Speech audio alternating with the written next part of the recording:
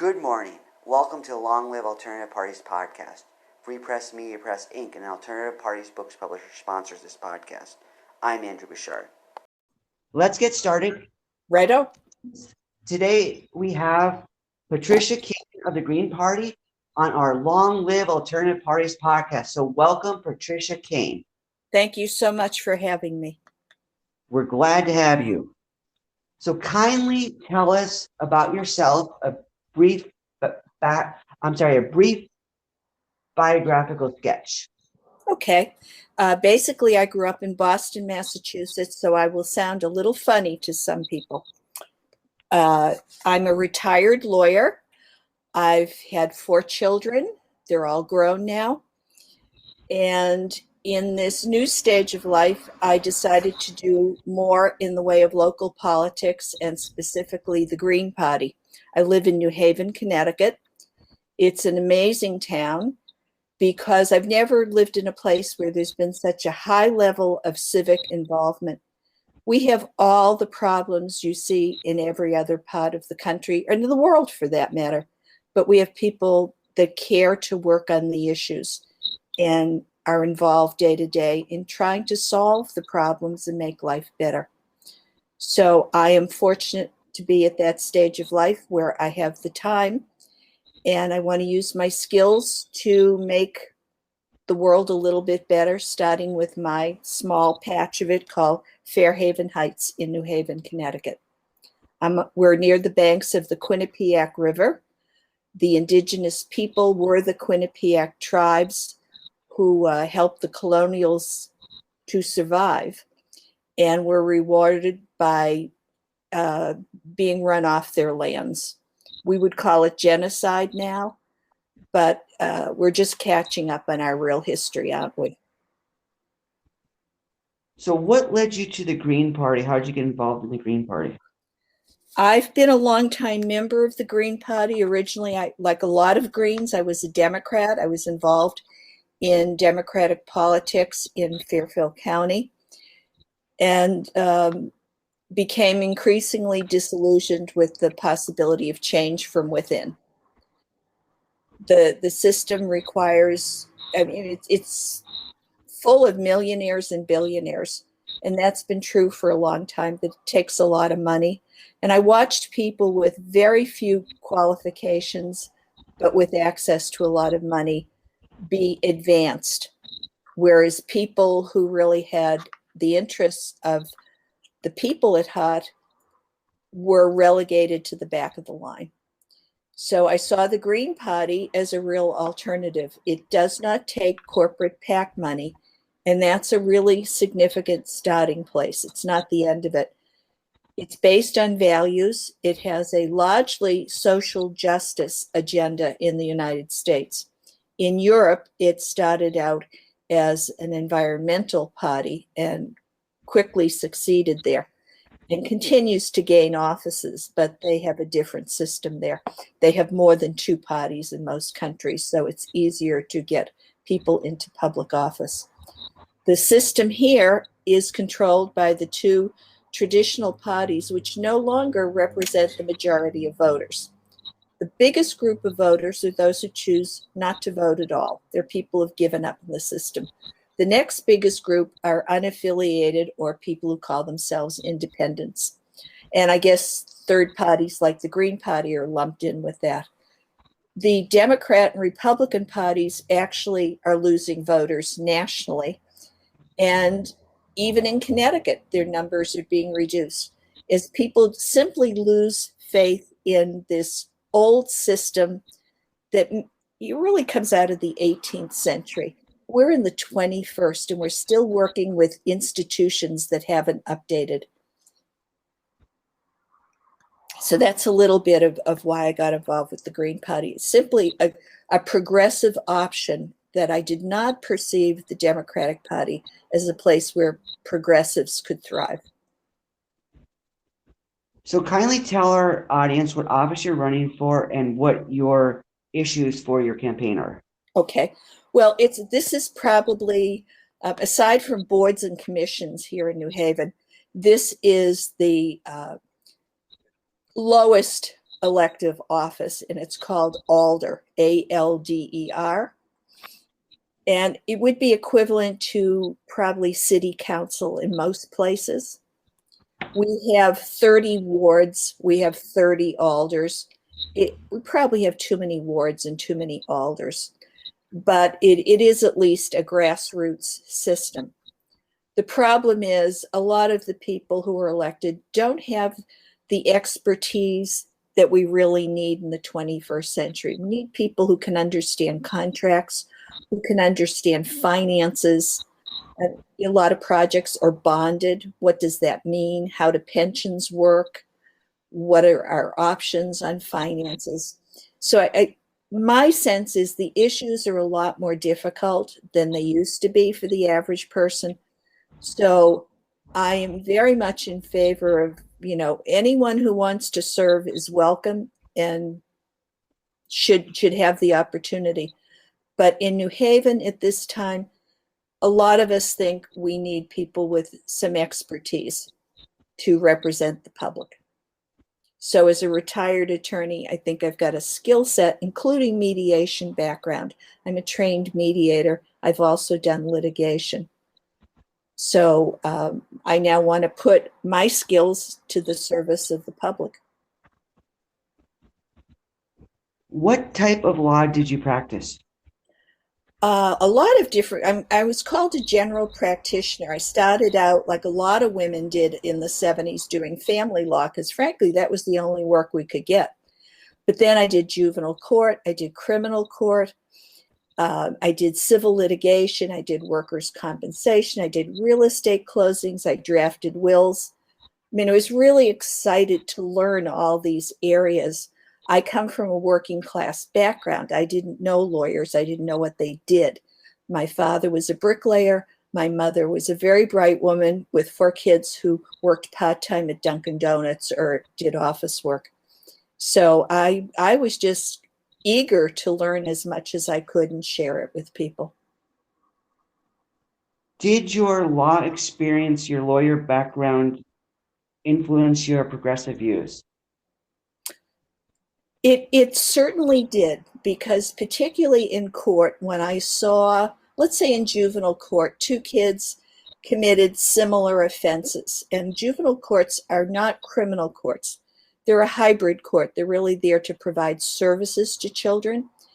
I would see a judge basically drop the charges against a white kid from an affluent background, whereas a child of color, even from a good intact family, really cohesive and supportive, put that child on probation for a year and under supervision.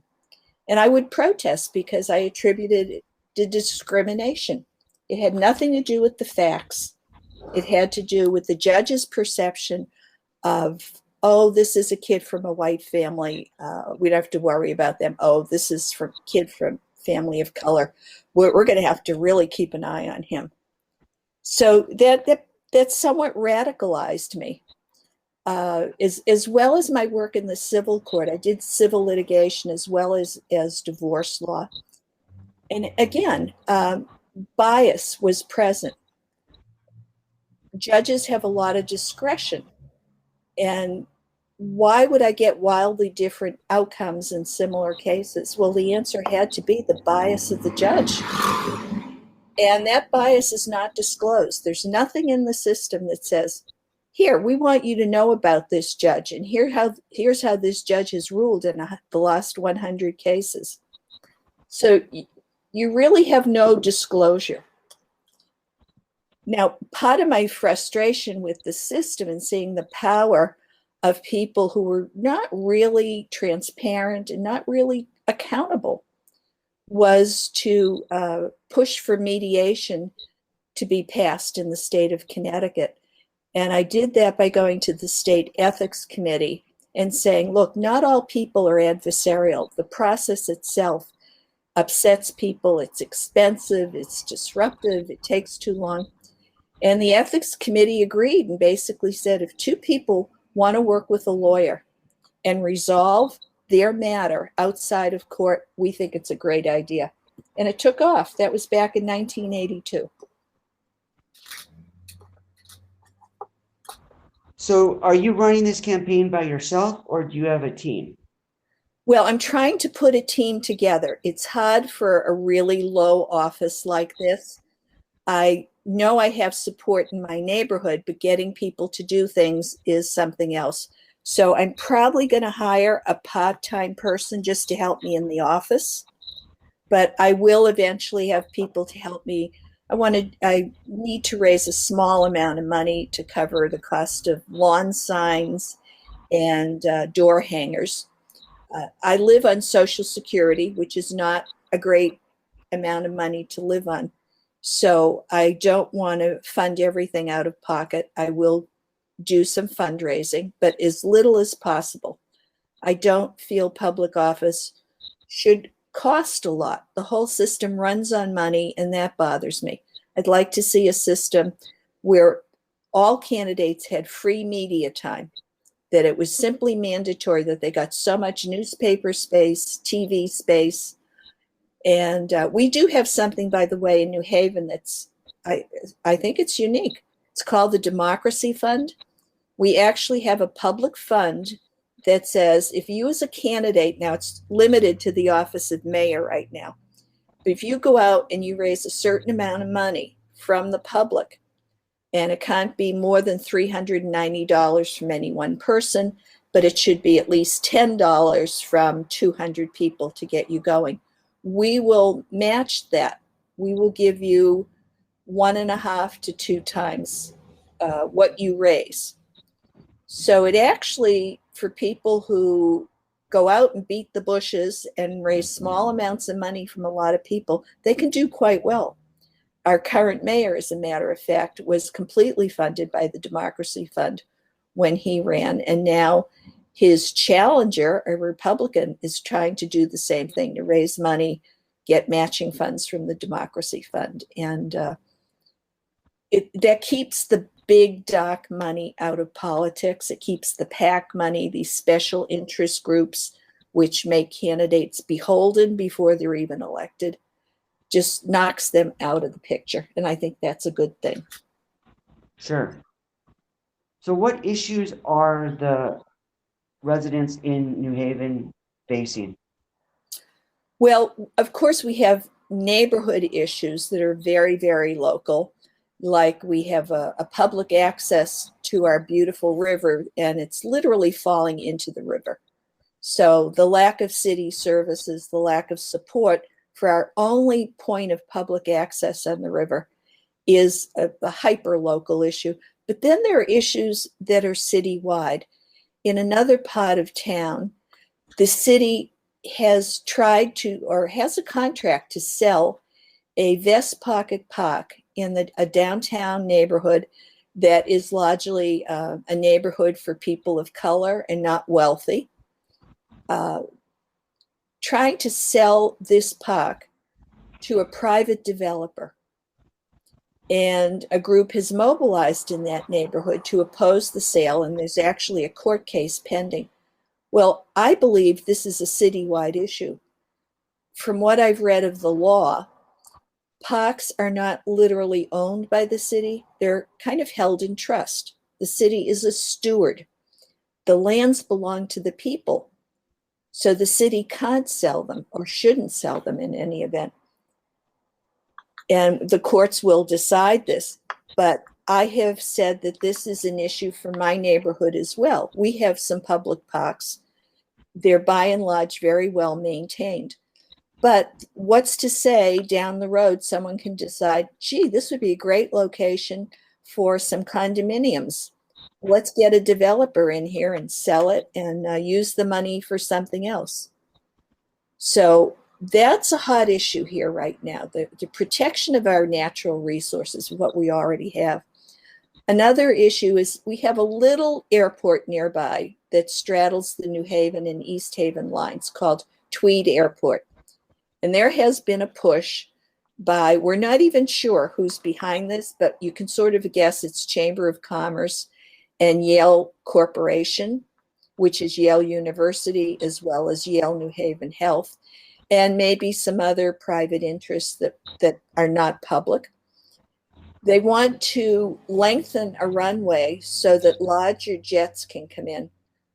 They also want the right of eminent domain through the city to buy out neighbors who may be unhappy and complain about the noise. There are a whole host of issues, and a 43-year contract is pending. Most people want to take the time to get the answers, to know what's behind this contract and have all the environmental studies done. But there's a push to just approve it, and the Board of Alders is the place that will approve it. So there's a feeling of not enough information has been made public yet. Why this rush? Why a contract for 43 years? And this is another thing I'm making part of my campaign. So there's no lack of issues around here. But my view is even local issues like a park on the other side of town is important to my neighborhood, is important to all the neighborhoods. So I take a citywide view of the issues as well as a very local one. All right, that's a good view of what you're facing in your city. So I want to understand this. Did you say that those private interests are trying to use eminent domain for their own benefit? Like GM tried to use eminent domain when they wanted to take over that Polish neighborhood. Is that what they're trying to do? In the contract, it says that the airport authority, the name of it is Avport, wants to be able, it has no right as a private airport authority, has no use of eminent domain. There's no jurisdiction for it. But it wants to obligate the city of New Haven to promise to use its power of eminent domain in the event it chooses to buy out homeowners in the area of the airport. So power of eminent domain means no matter what you've invested in your home, no matter what your attachment to your neighborhood, in the name of economic development, and we can thank the U.S. Supreme Court for this horrible decision, and any city has the power of eminent domain and can take it for economic development. It used to be eminent domain was limited to things that had a public benefit. You had to build a school, a hospital, a road, and it was limited in its use. And it was actually a Connecticut case that changed the rules. It happened in New London, where the locals, under the influence of a big, powerful pharmaceutical company, approved the use of eminent domain and destroyed a neighborhood.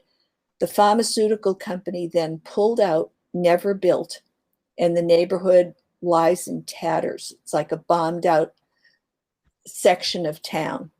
Now, eventually something might go in there, but the point is eminent domain has expanded to a very dangerous point. A lot of states pass laws limiting eminent domain, but it's a very tricky area. It's a very dangerous power to give anyone.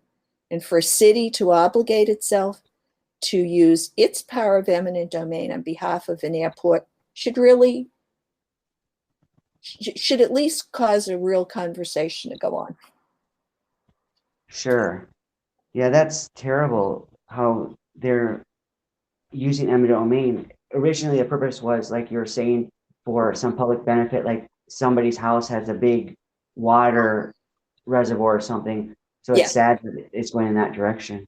Yeah, it was a public purpose that mostly we could agree on because it was limited. It was understood. Taking someone's home, much less a whole neighborhood, is, we don't want to give that kind of power to anyone. Yeah, definitely. So kindly explain, if it's not private, your campaign strategy. It's not private at all. I'm in a district of about 4,000 people. There are about under 2,000 people eligible to vote. I just finished, the reason I was late logging on to you was I was going over past election records to see how many people actually voted. And approximately half of those who are eligible even vote, and in most cases, less than half. So the idea is to target the people who actually vote. Now that kind of saddens me as a student of, I was a political science major in college, and I saw our system is working. But when I see so few people voting, you understand why. People don't believe their vote matters anymore. So a lot of people have just taken themselves out. They may have enrolled, but they don't vote. And that's very sad. They've lost faith in the system. They've lost trust in their political representatives. So it forces me to say, well, I should spend my time on the few people who actually vote. So I will do a combination of lawn signs, which is more psychological than anything. Lawn signs don't persuade people to vote for you. It's personal contact, but only 20 to 30% of people are home when you actually knock on the door. So I will leave literature behind. What I'm hoping makes the difference is I've really been active and visible in my neighborhood for the last 4 years. I've lived here 5 years. I've been active 4. The incumbent is not someone who shows up. People don't know who she is when they contact her for help. What I hear is that they don't get any help. So I only hope that the record I have to date, the people who know me will understand. I will at least show up. I will at least return a phone call. I will at least try. So that's it in a nutshell. It's nothing very complicated. Yeah, you can do things like a Facebook page or Twitter. My sense is older people are not so plugged in to things like Twitter. They're working, they're raising families, they're coming home and working on their cars or mowing their lawns. They're not sitting at the computer. So I think you have to, by the way, I am a graduate of the campaign school at Yale, which is a private nonprofit entity. Originally, it was called the Women's Campaign School at Yale. And it's a very intensive program to teach you how to run an election, how to work in an election. And the idea is it's good for candidates to know. It's campaign managers, people who want to work as campaign managers. Very hard work, by the way. Campaigns are very labor intensive. So my hat is off to anyone who chooses to run for public office. They're going to do a lot of work. And they're going to get a fair amount of grief. There'll always be people, grousing or complaining or sending insults. But usually the people who are motivated stick with it. So I do have some experience. I have run for office before, but in another area completely. And it feels good to be able to get back to this and see if I can get to the next step. I also hope to build a Green Party here. Everywhere people are saying they want a third party. Well, we have one. Now, granted, I don't think the Green Party has moved as well as it might have, but you have to understand the system is set up, it's rigged. You can find, if you do a Google, you will find states where Democrats are trying to get Greens off the ballot. One of the worst cases I heard of was a woman who got on the ballot and then moved a few doors down, but still in the district. They went to court and got her knocked off the ballot for the change of address, even though she hadn't left the district. So things like that, the Democrats have a lot of money. It's not the Republicans that give a progressive party a tough time, it's the Democrats. And you can see that with on the national scene. Nina Turner is an outstanding woman. She's the real deal. They brought in PAC money, some pro-Israel lobby, laid hundreds of thousands of dollars on the table to defeat her. That was Democrats defeating a progressive, another Democrat, as a matter of fact. So a lot of progressives have left the Democratic Party. They're in the Green Party, they're in the People's Party, they're in Democratic Socialists of America. I think they're all good. I think at some point we all have to work together. And there is a question, does electing people to office really get us the change we need as fast as we need it? We're in a pandemic and we can't get Medicare for all. So every time my congresswoman in my state, US Senator, posts something on Facebook, I say, why aren't you working on Medicare for all? It may be that the elective system is not the answer to everything. A lot of people think you have to organize movements, work with unions.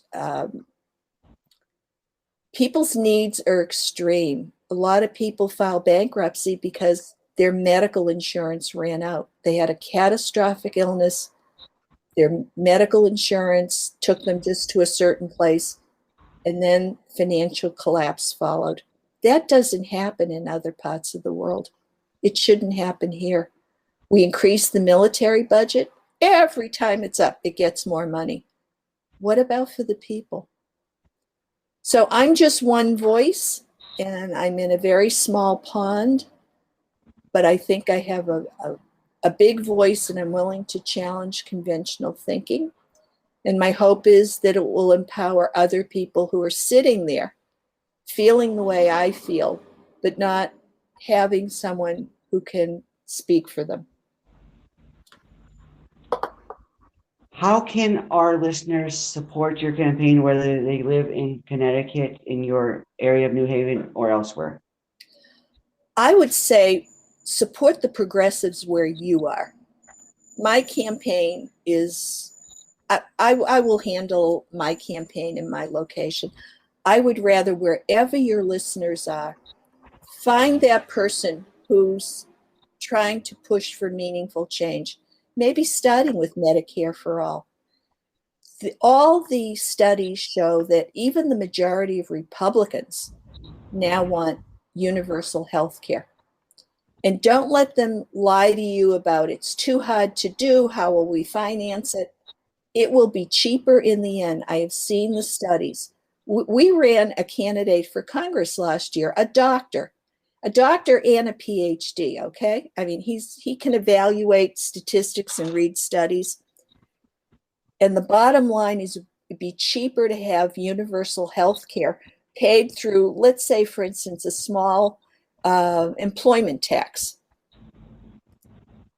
But you would have no deductibles and no insurance premiums. It would be cheaper in the end. Medications would be cheaper. Everything would be cheaper. We have the highest cost of healthcare in the world, and we have a very low ranking as to quality of care. So clearly that this is not something people support. It's something the vested interests, the pharmaceutical companies, the insurance companies, the politicians that get big donations from them. That's why it's still in place. So support someone in your area who's pushing for Medicare for all, or wants to, lower the military budget, or wants to house people who have no homes. It's going to take people working in coalition, but I have seen change work. I've seen it work right here in New Haven, Connecticut. Years ago, we had an employee at Yale who smashed a stained glass window that was racist. He promptly lost his job and was brought up on criminal charges. The community came together, including faculty at Yale, and pushed back. Yale dropped the charges and restored him to his job. It was community power that did it. And once I saw that, I thought, this is how it works. When we stand together, we can accomplish these things. But it's the only way things get done. That is wise advice. It works. I've seen it up close. And when you can take on Yale Corporation, which has an endowment, just an endowment of $33 billion, and win, there's a roadmap, and we should follow it. Patricia, thank you so much for coming on the podcast today. We wish you all the best in your campaign and in all your future endeavors. Thank you for the really good questions. You know, this is the first interview I've done since I announced, and you really made me think about everything, and I feel pretty good. So Excellent. I hope what I said is helpful to someone. I trust it shall be. Thanks so much. Thank you and have a great day. You too. Bye-bye now.